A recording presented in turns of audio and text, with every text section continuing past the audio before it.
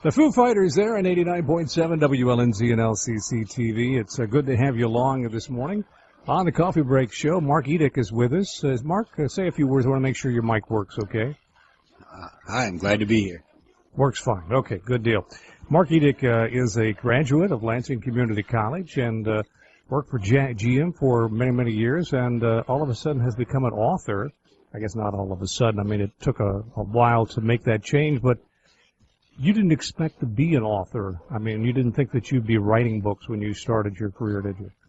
No, really. That happened here at LCC. I took my first writing class at the age of 46 or something like that, and it was kind of like, oh, now I know what I want to be when I grow up. It just hit me, and I got the bug. And it's amazing. Now, you worked for GM for quite a few years, right? Yeah. I retired from there 6-7 years ago, something like that. So you're like a lot of older students at Lansing Community College who decide to go back, maybe not sure exactly what they want to do, pursue a course of study, and then sometimes it happens, sometimes it doesn't. But for you, it happened. You got 2 books. Yeah. Actually, when I came back to school, I enrolled in the Human Services degree, and then I took my first writing class, and I went back and to see a counselor and said, hey, what do I do to change my major here, because I want to go into writing? And she said, well, she looked at papers, and she said, for 16 more credits, you can get them both. And I said, okay, you got a deal. Let's do it. And so now I have 2 degrees. I have one in human services and one in writing. Okay, you really? And I use the one in writing a lot more. But now, before you came to LCC and took writing, did you have any interest in writing, or have you written anything else other than when you started here? Well, when I was younger, I was intrigued by the idea, but I wasn't really much into reading, and that kind of goes really seriously with writing. And I dabbled in it a little bit, but then I hired into the shop, and I kind of got into some drinking and drugs, which is what I write about in my book. So and all that stuff kind of slid away. I got into a routine. And kind of became a GM gypsy. I moved around 6 different plants in 5 different cities in 2 different states. So I moved around a lot, and it was hard to get focused on anything, other than just kind of partying and working. Right. Coming to LCC literally really changed your life. Oh, absolutely. Absolutely. I love LCC. This is my school. I came here, and the instructors are amazing. Jill Regland especially helped me get interested in writing. She's a great teacher, and Mary Fowdy, who helped me actually edit my first book, Becoming Normal. She helped me edit the first draft of it. Leslie Ferris has been a real inspiration, and Dennis Heinrichsen, who took some of my work and just ripped it to shreds and then helped me learn how to put it back together. So it was really quite an experience. You'd probably highly recommend the writing school for anybody who wants to get into journalism. Absolutely. Any kind of writing, really. Yeah. It was kind of interesting because I got an email from Jill, and she said that Mark had come back. He'd been part of the writing course studies and had been working on his second book, and she was just so proud. Well, Jill's been a big cheerleader of mine. I love her for it. Well, tell us a little bit about the books. Becoming Normal, the first book, that came out in March of 2010, and I like to say that one wrote itself. It just kind of appeared one day before me. I'd been keeping notes on little pieces of paper, scratch paper, and the spring semester I was taking human services classes, and all of a sudden, I didn't realize it, but 3 of my 4 classes ended at 12 weeks. And so I had an extra 4 weeks before the semester even ended. I had 1 class. So I thought, well, I'll take these notes and put them together. And I ended up with an 18-page outline. And I thought, well, there's a book there. Exactly. And so I ended up not going to school during the summer. I took the summer off and wrote the book. And that's the one Mary helped me with the editing on the first draft, and she made some suggested changes. And then I got back into school full time, and between the fall semester and spring semester in that year, I went back and did some editing stuff and submitted it. And I submitted it to one publisher, which everybody said, "You're crazy, man. They're, It'll take forever, yeah, right? well, you got to send it to 10 to get Right. it."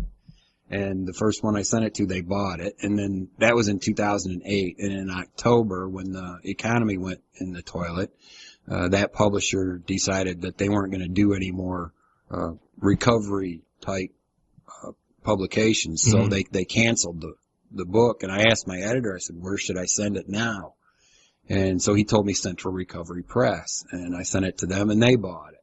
So Jill, You've been pretty lucky when it comes to publishing companies, haven't you? I told Jill, I said, every writing class I took, they told me to expect rejection, and I said, I haven't experienced that yet. Tell us what before we move on to the second one, tell us what becoming normal is about. Well, all my life I kind of felt like I didn't fit in. I thought everybody else was normal and I wasn't. And becoming normal, it's not became normal, it's becoming normal, because I think it's something that's always changing. It's kind of about how I learned to redefine what normal is so that I could fit into my own definition of what normal is, and not exclude myself from what I was giving everyone else credit for, and so that I could feel like I fit into society, and small groups, large groups, doesn't matter. I always felt kind of alone, even in a room full of people. The drinking and drugs had a lot to do with that, but since I got sober and got into recovery, that's changed a lot, and that's what that book is about. And so, how many years between becoming normal and fear? 2, almost to the day. 2 years, okay. Yeah. So what is fear about? Fear is about how the fear dominated my life for years, and it's basically how I learned to take that same feeling, that same emotion, and turn it from something that paralyzed me and kept me from doing things that I wanted to do or thought I should do, into a tool that I can now use for myself to let me know that there's something out of place here, but you need to face it and move forward through it. And in that process, how that diminishes the capacity that fear has to run my life in any way. It's an amazing story. Have you heard from people that have actually picked up your books and got something out of it? Yeah, I actually got an email from my publisher that someone had written to them, and they forwarded the email to me because they wanted my email address, and I don't give that out real freely. Sure.